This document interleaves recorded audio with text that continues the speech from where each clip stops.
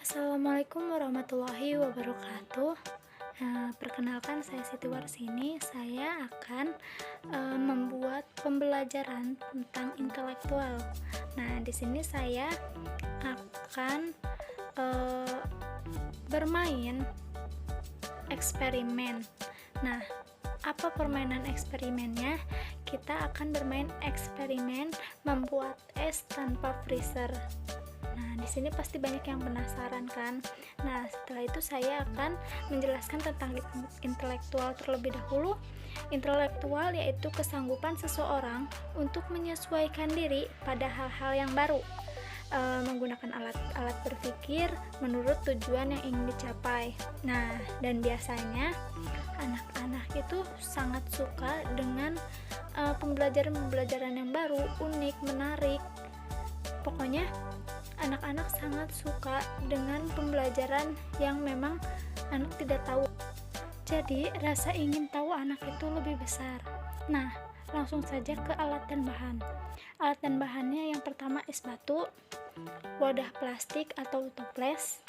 Nah, bahan terpenting adalah garam, plastik es lilin, dan nutrisari, sendok, dan juga ada wadah untuk melarutkan nutrisarinya. Nah, langsung aja ke cara kerjanya. Siapkan alat dan bahan, kemudian buka nutrisari instan ke dalam tempat nutrisari, tuangkan air dingin pada tempat nutrisari, kemudian aduk dengan sendok hingga merata. Tuangkan adonan ke dalam wadah plastik, kemudian ikat kencang. Masukkan plastik adonan pada baskom yang telah berisi es batu dan garam, dan kemudian masukkan adonan yang telah dimasukkan ke dalam plastik tadi, dan lakukan guncangan dalam wadah baskom atau plastik es dengan tangan. Lakukan guncangan dengan menggunakan tangan. Lakukan guncangan hingga adonan memadat menjadi es. Hasil percobaan, adonan es membeku setelah belasan atau puluhan menit. Proses pengguncangan pada wadah yang berisi larutan es batu dan garam. Nah, es yang terbentuk teksturnya lembut. Adonan es dalam plastik yang terendam es batu dan air yang telah diberi garam dapat membeku seiring proses pengguncangan. Hal ini terjadi karena proses perpindahan kalor dari adonan es ke campuran es batu, air, dan garam.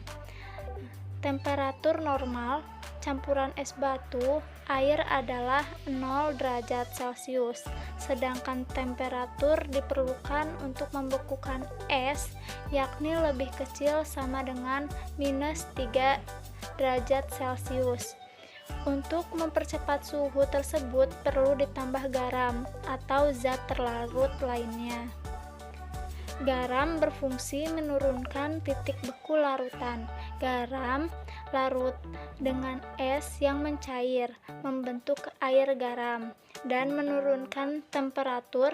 Selama proses ini memerlukan panas. Larutan tersebut mendapat kalor dari adonan es lilin, sehingga es lilin memadat.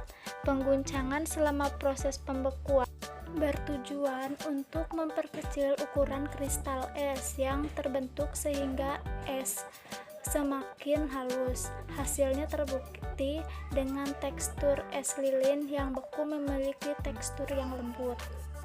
Kesimpulannya, sifat koligatif larutan adalah sifat larutan yang hanya bergantung pada jumlah partikel zat terlarut dalam larutan.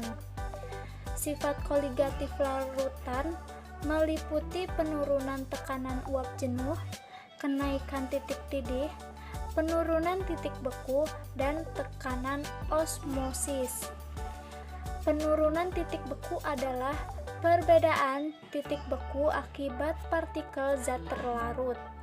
Pembuatan es lilin dengan campuran dan dengan dilakukan penambahan garam sebagai penurunan titik beku larutan, sehingga terjadi proses perpindahan kalor dari adonan es lilin ke campuran es batu dan garam. Mungkin itu yang dapat saya sampaikan tentang pembelajaran intelektual.